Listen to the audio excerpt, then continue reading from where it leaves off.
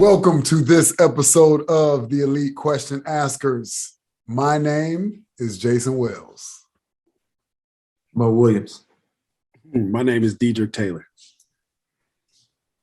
Hey, man, my fault, y'all. I felt that the first time. I didn't feel it this time. I appreciate the authenticity. Yeah. That's a tough word for people to say. What'd you say, Mo? I'm going to take that as a jab at me.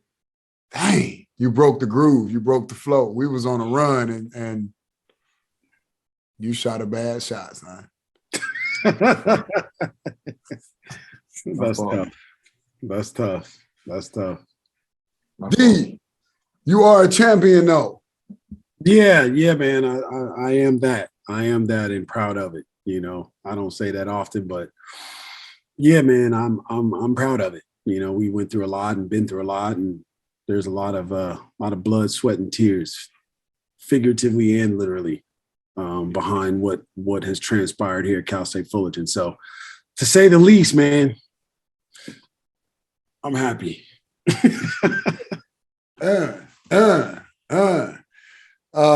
Let's do it, man. Let's let that play right off into our fist bump moments. What you got? Let's go with the chant first, man. Oh man.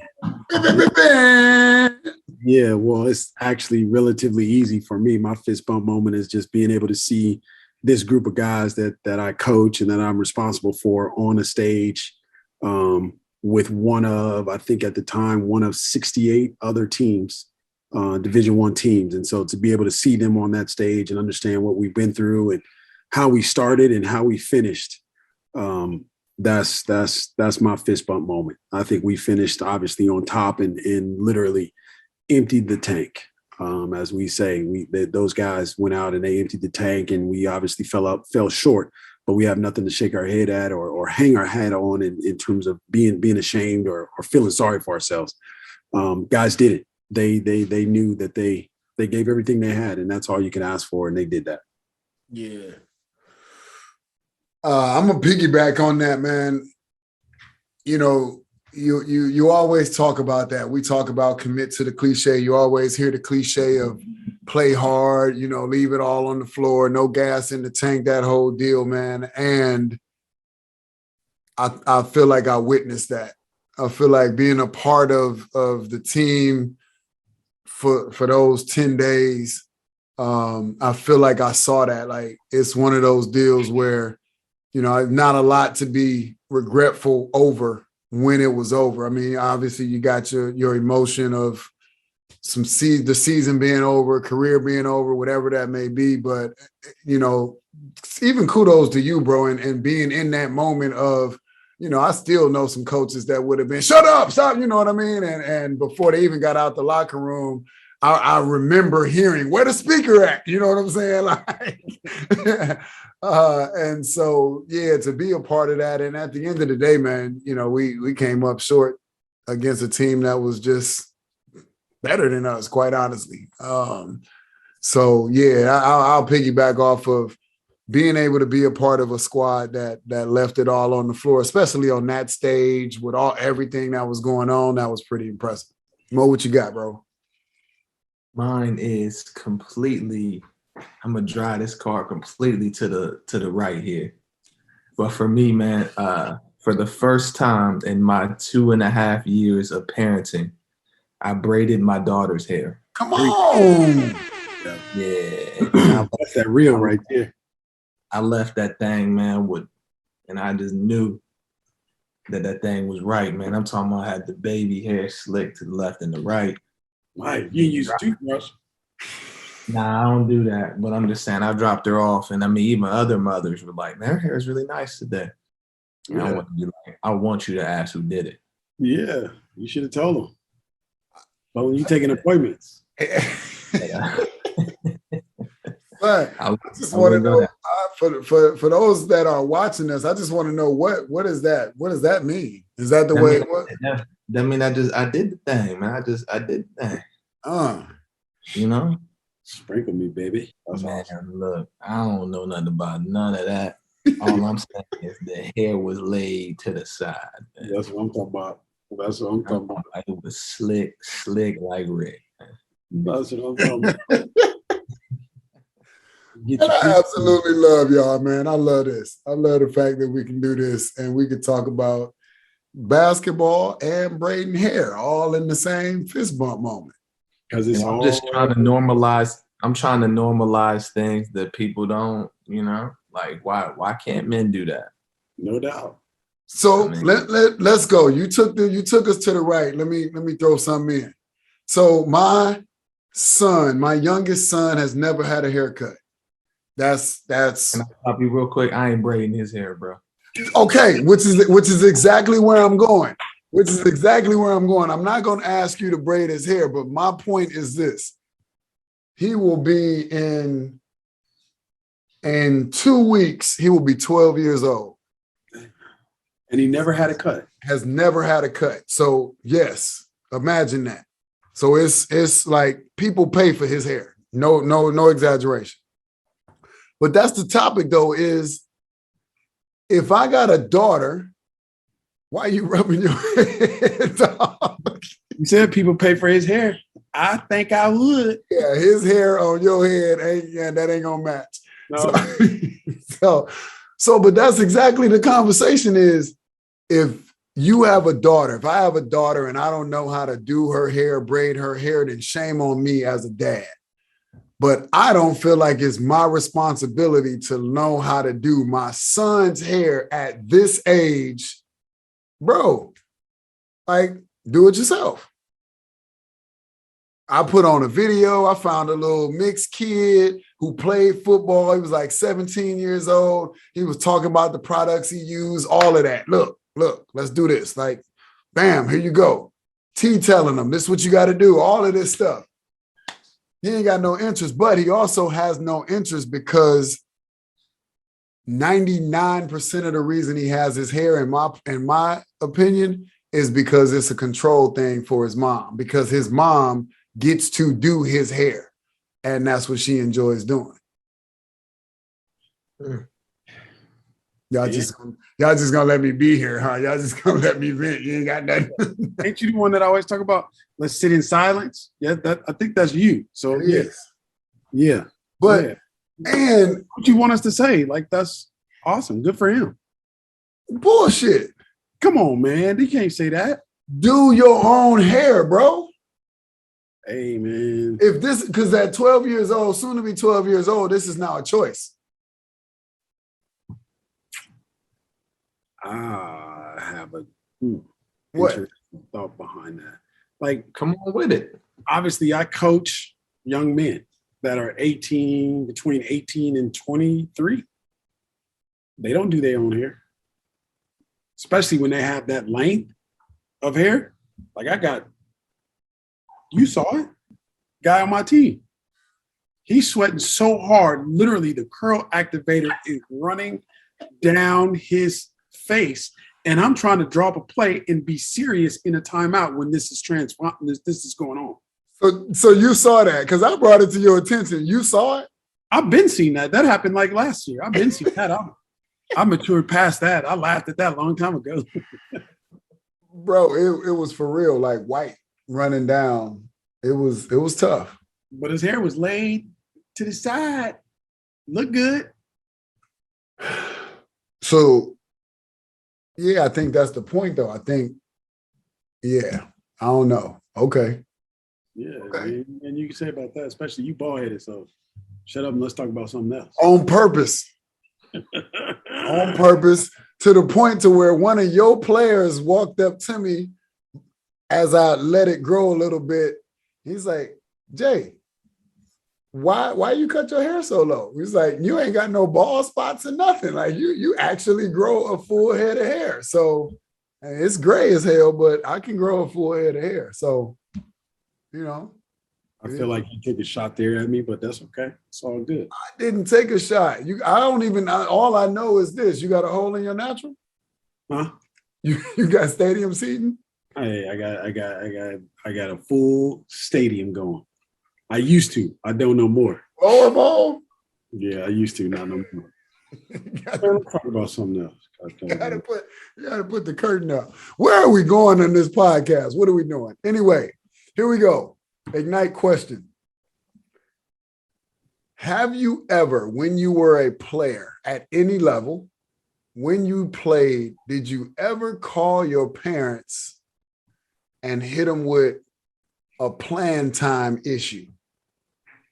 And how did that go for you? I'll go first because I'm youngest. I don't. Oh, now we go with age. Well, I just think it makes sense, Jayson, since we're talking about where we going. Hey, man, you did that last week. You're going to stop calling me by my government name. Right. Shit. Well, I'm gonna call you just like how them parents do when you get out of line. You said it. You said a real name, and bring you back in. But nah, man, I'll take it because it's probably the freshest for me, being the younger one. But yeah, I definitely have, and I don't know. I'm curious to hear you guys' answers, but I think that's a very common question you get. I think that's why, as I'm on the other side of being a coach, the parent part is so important because, like, how do you guys handle those things is very important. And are we in alignment with each other? But I think for me, yes, I called and asked, and the response back to me from my parents or parent was, okay, I hear you, but what are you doing about it? Like, what can you do better? Like always putting it back on me on what I can be doing better. And it was like, obviously, you 18, 22 years old. Yeah, but I feel this, I feel that, I feel that. Cool. That's great. I'm glad you feel that way. But what more can you do? What more can you do? What are you not doing? Sounds to me like, son, you feel like you're doing everything right. So it sounds like a disconnect issue between you and the head coach. Go talk to the coach. But you asking me a question or venting me something, I don't have the space to give you clarity on that. That's between you and the coach. And I mean, that's how I learned how to navigate through that, was talking to my coach. He shared with me what he thought. I disagreed, but I was like, okay, whatever you feel, that's what I'm going to focus on and emphasize, or you think that person's better, okay. I'm going to show you that he's not. But it was always steering me back to myself and who's in charge and what can I do to do my part to get more clarity on that. So you mentioned 18 to 22. This was your college years. Yep. Or this particular, you said it happened a couple times, but this particular was college. Yep. Gotcha. That's the one I'm referencing. I mean, even before that, it was always that. Yeah. It was always that kind of conversation. Gotcha. Do you want to go? You want me to go? Yeah, I'll jump in, and I think I have a different perspective, obviously, because I played for my dad. My dad was my high school coach. And so that dynamic was a little bit different in terms of, like, what are you going to do? Question your dad in regards to playing time? Were you going to ask your mom? She ain't. It didn't go down like that at the Taylor household. Like, my dad would kick me out and, send me home to my mom with a couple of choice words and act like nothing happened when he got home. So we didn't discuss that. And so that kind of precluded me from really questioning coaches as I move forward in terms of my playing time. I was more along the lines of, I just need to play better, or I need to play harder. And it probably didn't come out, or my understanding of it wasn't that specific in terms of playing harder, play better. But it was never a situation where I felt comfortable even saying something to my father or to my mother about my playing time. I remember calling my dad once, and I was a freshman in college, and it was just like, hey, I can't make it, blah, blah, blah. And it was more of a kind of a homesick. But I remember this really well because my dad came up there the next day, and I thought he was coming up to kind of, deal with the coach or say something to the coach. And he was like, hey, checking on me like, you good? He didn't hit you? Did he call you out your name? The answer was no to none of that. He was like, okay, well then, until that happens, don't call my phone. And got in his car and left. And so, like, that kind of set the precedent again. How long is the drive? How far is the drive? Man, 4 or 5 hours. Just to tell you that. Yeah. That's real. He did not care. He is one of a kind.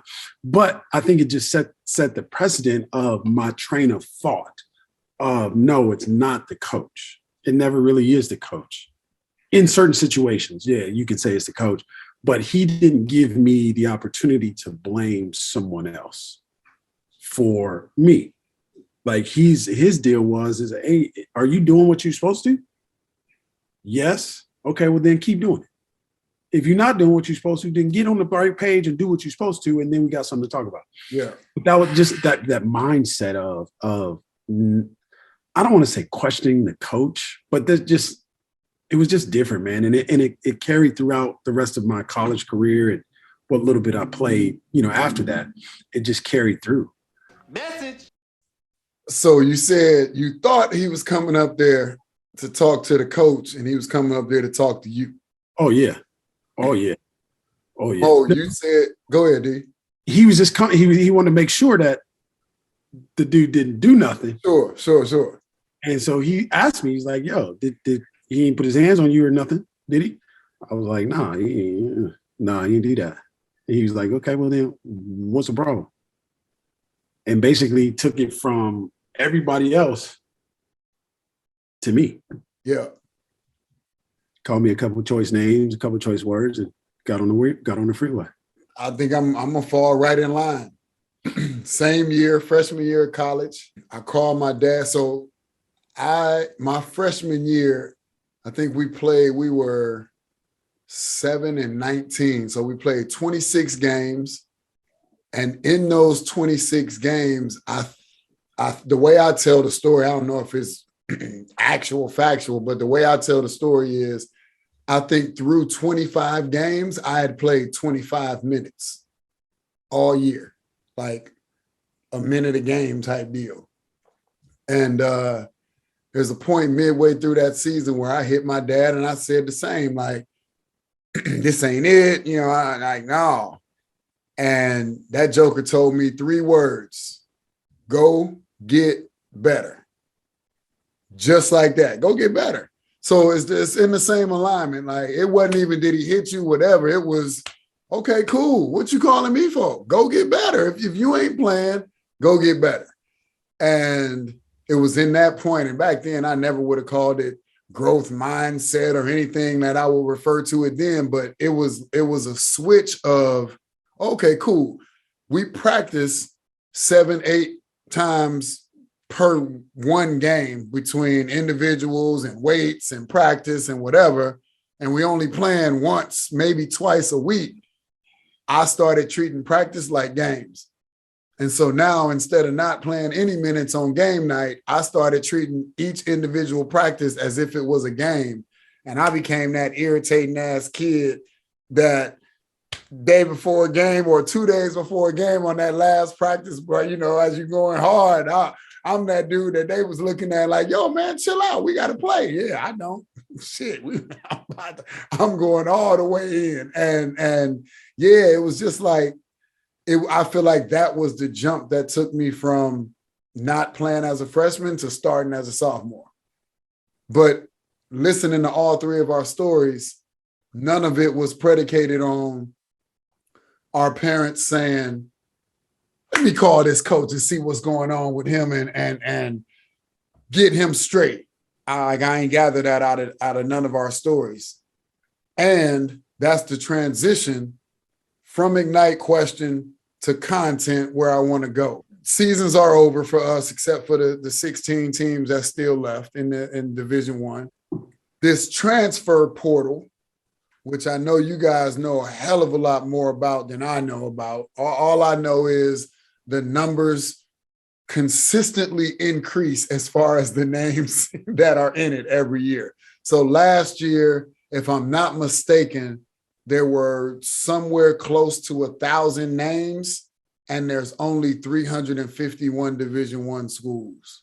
I ain't no mathematician, but that don't sound like it's enough spots. What role do you feel like parents play in the dynamic of our game right now, specifically with things aren't working out the way that you anticipated or want them to work out. So let's just leave and go somewhere else. Man, I think this is a good topic. I'm gonna give you credit before, and then I'm gonna give you my answer to that. But I think you're gonna get two different perspectives because obviously our levels are different, and I'm curious to see what DT says. And being at his level, I remember being the assistant where my job was to basically look in that net every day and see what I catch, sort of thing. But I can only share off of the level that I'm at right now, and I think for me, what I'm exposed to, we had a kid on campus today. I think parents play a huge role into that portal being what it is, but I would also hit the front end instead of the back end. So, all right, the phone call, I'm not getting what I want, son, all right, jump into the portal. I'm saying like on the front end, which is why I recruit the way I do. Like I am very, very, very upfront with look, come here because of the school, come here because of the experience, come here because of the area, come here because of me and how I lead our program. If it comes to basketball, don't do it. Don't do it because basketball is always changing. And I even go into detail on how we do playing time. Like I had a kid in my office today, recruit real quick, and he's like, you know, I love his ambition and all those things. And I'm like, look, man, this is how I do playing time. So you don't even got to explain to me how hard you work and all that. I don't care. I know this is how we do it. Film's on, we break it down, boom, best player's gonna play. So I don't care how hard you say you work. I know you work hard. I'm not trying to hear that. At the end of the day, we're trying to win. But what I need to know and what I'm paying a lot of attention to is the person next to you. It's not going your way. It's not fair. I even tell recruits I have favorites. I do. I have favorites. It's not fair. I really have favorites if we're struggling rebounding because my favorite's going to be the person that can grab that rebound. So like I have those very, like whatever you think you're going to go to your parent and say throughout the year, I already beat you to it on the front end. Tell you that that's how I am. This is what we do. This is it. Don't come here because of that. Come here because of the other things and what you get from this. And let the basketball become a icing on the cake. And I think for us, like as I'm here longer, the retention of me keeping a roster continues to be where it is, and guys don't want to jump ship because of that. But I think the parent is a huge, huge, huge part. And I'll say this and I'll shut up. Like I learned as well, I can't coach a kid harder than he's being parented. Because if I'm coaching you harder than you're being parented, I'm always going to be viewed as he's picking on me. He's being hard on me. He doesn't care about me. But that parent alignment is so important. I even watch when I say these kind of points, what is the parents, like what is the parents' body language? You know, they're looking at him like this. Okay, like we're gonna be in alignment. If it's like, all right, I pay attention to that, and I'm like, I'm not vibing with that. I don't like that. So yeah, that's just my perspective, and I can only go off of the experience that I have every day with it. So while I don't even know what you're doing over there, but I do. You can't coach a kid harder than he's being parented. Let's just take a moment and pause and just like close your eyes and just woosah. Man, that's so melodious. Such a beautiful sound. Such a beautiful sound. But okay, go ahead. Since we move on. I'm gonna come back to this because this was one of the questions that I thought about. But D, I want to hear why that resonates with you so much. I want to hear your take on it. But my question following up is also going to be, have you stopped recruiting a kid because of his parent? But don't answer that now. We're going to come back to that. D, why that message? Why that resonates so much? Well, before I answer that in terms of why it resonated so much, because it did and it does, I will say this, like you guys talk about the levels. I don't think that the levels matter to me, because at the end of the day, you're dealing with people. And what do people have? They have emotions. And those emotions dictate their decision-making process. And so I would cut out the level and say they're people. And I would even go one step further. And the analogy that you guys have always heard me refer to is the addiction, right? The addiction is selfishness. At the end of the day, the transfer portal is what it is in a lot of cases is because the different levels of selfishness. And I would say this in terms of going the other way, where Mo talks about, don't come here for basketball and leadership and those things. I think that is really, really important. Now, I will say different at this level, guys don't buy into that. Guys don't believe that. And that's not, I don't recruit that way from a standpoint like this is what I say. Come here because you want to go to school and because you want to make money, period. And let's work as hard as we possibly can to make both situations, both scenarios come to fruition. That's what I say. And why that resonated so much in terms of what Mo said is just like, coaching is not coaching by definition in terms of what the Webster Dictionary defines it. It's more managerial. It's more, hey, does this person feel good about themselves or about their situation on this given day? And if they don't, hey, I got to go and help them feel good about that. Or is this person upset the fact that we lost and they played 30 minutes or vice versa? We won and they played 13 minutes. Being able to manage the emotion behind those two different situations and scenarios, in my opinion, it fuels the transfer portal. It fuels the freedom of not accepting the blame or not accepting the responsibility is actually the word that I was looking for, not the blame. Not accepting the responsibility that you personally can dictate what happens in any given situation. And if you feel like you can't, hey, try it again. And if you really feel like you can't, hey, try it one more time. And then maybe we need to move or do something different. But no longer is that the case. No longer can you even compare how you coach to how a parent parents, because in a lot of situations, the parent is their best friend.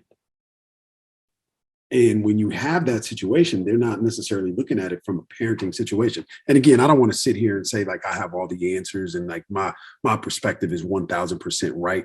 I'm only sharing with you guys the experience that I've had over 20 some odd years in terms of coaching. That perspective is starting to get even more or become more prominent in what we're seeing moving forward. The reason why people are transferring. The reason why people stay. To me, I guarantee you it all boils down to a level of selfishness. And sometimes that selfishness can be good. Sometimes people can realize, hey, this level's too high. I don't belong at this level. I should move down. And okay, that's understandable. But, for some of the other instances, yeah, no. I mean, to answer your question, Jay, that you just asked in terms of do you stop recruiting a kid because of their parents? Hell yes. Hell yes. Say that one more time, because I don't know if parents understand you are being recruited too. They don't care. They don't care. To me, it doesn't matter whether they understand or not. They don't care. They think their kid or their daughter is, or their son or their daughter is so good that you can overcome and circumvent that part of the process. And there are certain schools out there that probably you can. I think I know two that you can't do that. So and Salisbury. So, all right, you mentioned this, and I'm because there are undoubtedly situations where this is not a good fit. It is best for me to leave. It is best for us to part ways. That's a given. Let's not be foolish about that. Me, having never sat in the chairs that you two sit in, this is my theory from my experience. I feel like once a young man or a young lady gets on campus, typically it is the first time that they have been shown and told the truth. Here's what I mean by that. Their AAU coaches aren't telling them the truth. because they're scared they're going to leave and go to another team. Their high school coaches aren't telling them the truth because they're scared they're going to transfer. I got to keep this here.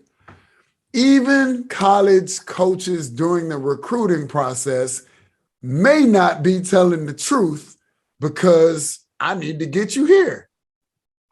And then all of a sudden I got you here.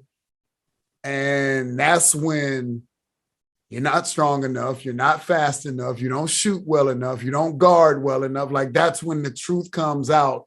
And I think I made reference to this before in another situation. I've never seen the entirety of A Few Good Men, the movie, but I know the line, you want the truth, you can't handle the truth. And when the truth starts coming out about the fact that at the end of the day, whatever it boils down to, you're not good enough, most people can't handle the truth.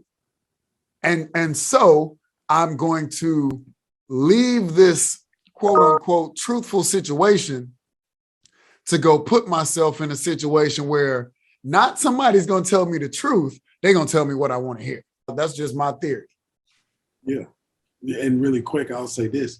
I had a high school coach tell me this about his player was going to transfer. This was a couple 5-7 years ago. And his player was going to transfer. So he and I are on the phone. And he said, Coach, don't feel bad. You did everything you could. When he said, when this young man transfers, what the young man doesn't understand is at the end of the day, this young man has to take himself with him wherever he goes. And when he said that, that was like an epiphany for me. And my job is to try and do everything that I can to provide him with space to get better, to do what he is, to be what he is. But can we get better? Can we get a little bit better today? And I think you saw that, Jay, a little bit in terms of how we approach things, the last 10 days. Even though it's at the end of the season, you can still get better. You can still get better. You still have an opportunity. And in that, when he said that, I don't know if it was powerful or power to me as a coach, but it was just a powerful statement of being able to understand that and the kid being able to understand that. Not that he ever would, but that was powerful to me. Wherever you go, ... you're there. You got to take you with you. Yeah, like you ain't about to outrun you. So I'm reading from a group chat that I'm in with a bunch of guys that I went to college with and played with in college. I was talking to one of my students 6 or 7 years back, and I was calling them Generation Participation Trophy. And 12th place ribbon. Some student put me in my place and said, we didn't hand out those trophies. What do you say? Message. Yeah. So, we are all connoisseurs of comedy. And I go back to my man, Bernie Mac, rest in peace. Kings of comedy. I ain't gonna use the word he used, but we the soft ass parents.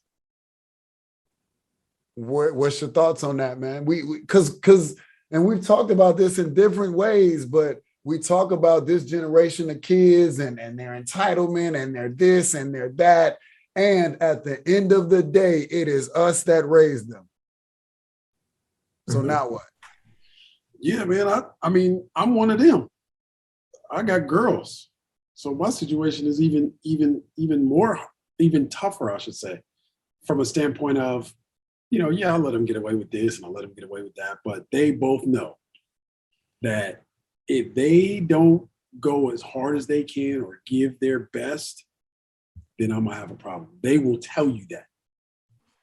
They will tell you that. And to me, that's a start of what it is or how I would like to try and raise them. Give your best, no matter what. there's a lot of things that you can't control, but there's some things that you can, and your effort and energy are definitely two things that you can. No doubt. You can control. And in my opinion, I think effort and energy, if you go as hard as you possibly can, it erases mistakes. It erases the possibility of some things happening just because you're going hard. And we've been around it. We know, it's I don't know. It's one of those things, man, in terms of like, you gotta believe in something as a little kid, or oh, I don't like what's playing on this channel, so I'm gonna keep changing the channel. Oh, I don't like what's playing on this channel, so I'm gonna keep changing. And eventually you're gonna go through all the channels. At some point, you gotta watch something. So, okay, Mo, I would love for you to chime in on however you can touch on this question. So, using that analogy, because everything is so quick for this generation, and it's not their fault. It ain't their fault that my son is 15 years old in 2022. It ain't his fault. It ain't his fault. Technology is what it is. But if I'm using that, I don't like this, I'm gonna flip. I'm gonna like this. Like, so we can all be of a generation where, you can go super old school and say, shit, I remember literally the station would turn off. Like, you get the snow and the green and red and black bars. Like, this ain't it until a certain time of day. But because of the accessibility of, I don't like this, so I can change it, I think that's a part of it as well. I don't like this, so I can change it. I don't like this team, go to a new team, change the channel. I don't like this team, change the channel. Until, like D said, you run out of teams, you run out of channels. Now what? Like, what's your thoughts on that, bro? Man, I think you said some things. I want to touch a few things that you said earlier, then I'm going to hit that. But I think the first thing, it all goes back to our jobs as coaches, doing the work on the front end. And yeah, like, I actually do share those things before they come on campus, because I much rather you come here and know what you're walking into, opposed to a false expectation that's not true. I don't lay out jerseys and sneakers and stuff on business. I don't do that, because on a random Wednesday on our campus, if you were to go to school here, that's not what it's going to be like. It's not. And it's like, I want to give you the most accurate feel ever. I work places where, hey, let's walk them over here because, man, around here it looks real good. Or, hey, this weekend is really jumping, so let's bring them here. I'm not into that. Coaches will ask, hey, why don't you ever bring your kids around at homecoming? Because every day is not like homecoming. I'm not trying to sell you to come here. I don't even use the word recruiting. To me, that sounds like I am trying to put a system together to get you to do what I ask you to do, which is to say yes or to come here. It's a selection process. And I say it before the visit starts. You're making a huge decision that you got to make, and you want to get it right. And I'm making one too. I'm evaluating you, everything about you. So I'm not recruiting you. I'm not trying to sell you. I'll tell you exactly what we are. I'll tell you what I think you are. I'll tell you, hey, I don't think if you're looking for playing time, they'll come here. Or, hey, I'm looking for a scout team player, which is what my recruiting business are right now. That might turn some kids off. Sorry, but that's what I'm looking for.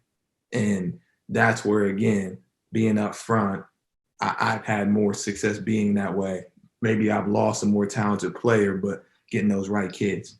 I disagree with DT on the levels thing. I think there is a difference. Reason being, I was coaching in the Big South, probably similar to you. After your season, you have to re-recruit your players, because you're going to have guys that were all conference.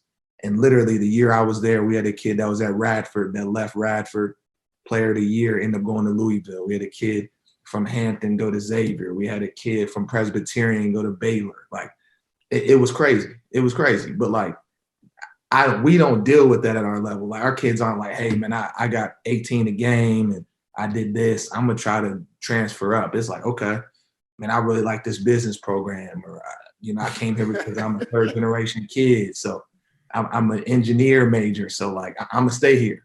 I came here for the degree. So that's where I'm gonna say, from my experience, it is different. At your level, it's like, golly, we got to re-recruit these dudes. Yeah. And after we just won, this emotion of winning, they're still like, hey man, you can go higher, man. ACC got 6 teams in there. You only got yours. So man, we gotta get you out of there. And you're gonna lose that dude. That's where I felt the difference is. Lastly, Jay, I think you're asking about parents. I think kids haven't changed, the parents have. And I think solely because of it is a lot of kids that are being raised in broken homes.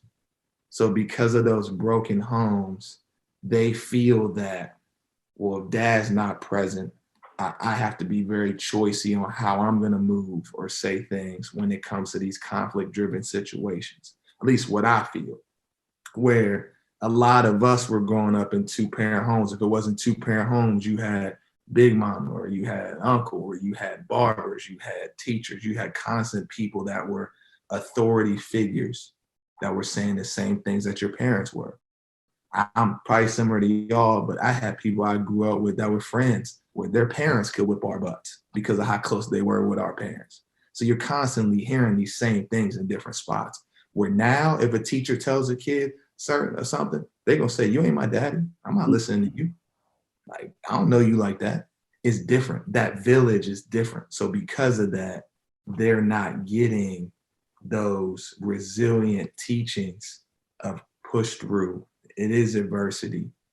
After every storm, a rainbow happened. All those types of things that they need to hear. So because of that, all they know is, hey, this is challenging. I got to go. And where I'm saying is, if you don't have the fundamentals, whenever things don't go well, your skill is going to get exposed. And that's where I feel the parenting has changed. It's not the kids, it's the parenting. It's the village is not being created. It's not the same messages that they need to hear. So long answer, but y'all covered so many great things. I just wanted to hit those things as I was listening. Yeah, I would agree in terms of, the flip side too is also that village looks different because the rules are different. Teachers and coaches aren't willing to parent, be an extension of the parent, because the kid can say anything. And now the teacher is doing their job. The coach is doing his job, but because of what the kid said, all of a sudden it becomes an allegation against that part of the village. So that village even doesn't even look the same for those, the parameters are different. It's just different. And again, like you said, Jay, it's not the kid's fault that they were born in whenever they were, and they're 18 to 20 years old or 23 years old in 2022. That's not their fault. Again, I think it's our fault in terms of the way that we approach these things and what we've done. We in my opinion, we've removed certain obstacles and letting our kids struggle, find their way, fight for, fail forward. We've removed it to steal your example, like, the stove. Our parents said it was hot. It was hot. It was hot. And then you touched it and then you realized it was hot for yourself. Nowadays, I think parents take the stove and outside. It's not even there anymore. So no, Nobody. yeah, the kid can't figure out that stove is hot. It ain't even there. And it's not because these are bad people. It's because in my opinion, they're trying to avoid certain pitfalls and certain things that they don't think are necessary for their kid to understand or participate. And they're not going to maybe, lead them to the right level of growth or the right path of growth. I think it's different, and it's hard.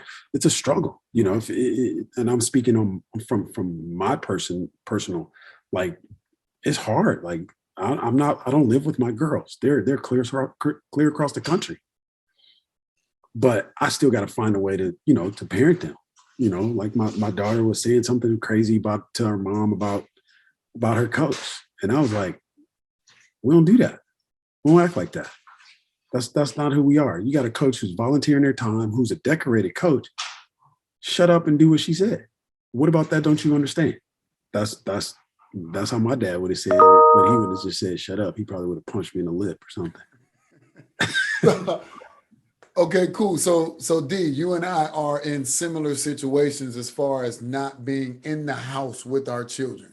And I think it's imperative for me, one, ain't no rule book to this or guidebook to this. Ain't no, I shouldn't say that because there are, and I ain't found those to be very helpful. Like parenting 101 or parenting for dummies or whatever that is. But I know for me, especially when they were younger, it was important for me to set the guidelines of just because I don't see you all the time, it ain't about to be, oh, it's my weekend with dad or it's my week with dad or whatever the time span is. And now we about to be having ice cream for dinner and we about to do everything that we ain't ever done. No, I actually thought quite the opposite. Like, now's my time where I got to let you know that what this is what this is. And right, wrong, or indifferent, this is what I believe.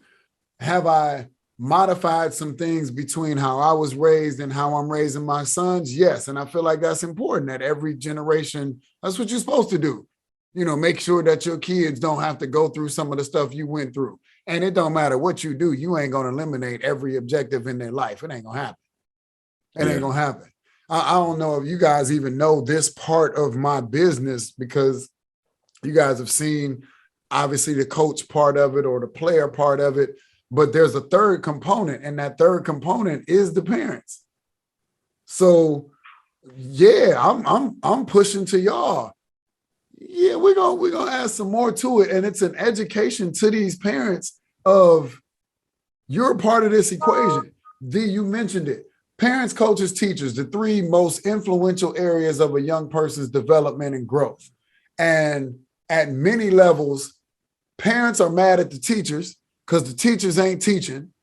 Teachers are mad at the parents because they like, shit, if you taught them something at home, then I could just do my job.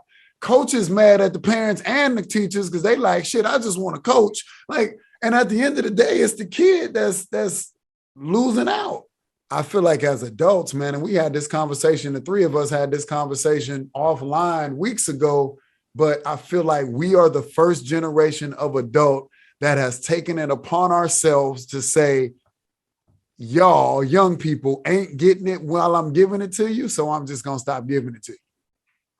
Like, you ain't getting it. Oh, okay, cool. I ain't going to say that no more. No, that ain't our job. Our job ain't to make them get it. Our job is to make sure that they know it. And if it take them falling on their face before they realize, oh shit, that's what coach was talking about, or that's what mom was talking about, or that's what Mr. Such and Such was talking. Like, if it take that, then so be it. Because it was a whole bunch of shit that you got told that you ain't apply until later in life. Absolutely. And some of it you still ain't applied. No doubt. And I think it's something important in terms of what you just said. As a parent, you have to be okay with that. Yeah. You have to accept that your kid is going to fall. And you're not going to be in a place to eliminate their fall. They fail. What can we learn from it? How do we become better for it? And in my opinion, my parents at least were a little bit different. Like, I kind of got the sense like my dad didn't really care. Hey, you failed. Get up. Let's go. Move on. Oh, I want to hear all that. Let's go. And that's just how I think myself and my family was raised. I feel like when I fell, my dad might have came up and rubbed some dirt in the womb. Hey, my dad he had a couple of choice words too. Yeah, that's the 5-letter words we were talking about. Pick one. Pick any of these 5-letter words. Pick it. It's a couple of them you could choose from. You ain't never get no Neosporin in it, huh? No. I think what made it worse is my dad didn't cuss. So his 5-letter words were way different. Hey, they real. That's like one of those, you got to think about, intellectual. It's one of them deals where, man, just go ahead and pull out the belt and whoop me. What are you talking about? All right. So as we come to a close, here's my thing, and I'm eager to hear you guys' this will play as money moments, but I'm going to ask it in the form of a question/story. So my dad didn't even play basketball, and I was 17 before I beat him. I was on my way to college before I beat him. And it was because at any given point, he would old man me. He was gonna beat me up to a point to where I was frustrated, to the point where I was so frustrated that I was more concerned about him and more emotional about what he was doing than concentrating on the fact that no matter what he would do, he wasn't better than me. But now I'm literally out of my game. 17 before I beat him. And I tell my son that all the time. I told Jalen that while he was here last time. We went to the park and we was playing one-on-one. And he's sitting there laughing, giggling. You know, I'm playing my dad and I'm sitting there busting his ass. And and I said that to him. I'm like, you laughing and I'm scoring. Like, my philosophy when that is I knew you would appreciate that, Mo. Like, I'm not about to let you win. Life ain't gonna let you win. Why would I? Right. When you beat me, you will be able to say you beat me because you beat me. Y'all know, and I finally finished it just before I came out there. I read Will's book, and he was talking about in the book him playing chess with his dad, and he said his dad used to whoop his ass until the time that he beaten. Why is Siri talking? I don't even understand. He said that when he beat his dad, him and his dad never played chess again. That's how it is. And he said he realized that it wasn't so much from a sore loser standpoint. It was okay, cool. You got that message. Next one. What's your thoughts on, especially you guys got daughters, what's your thoughts on quote unquote letting them win?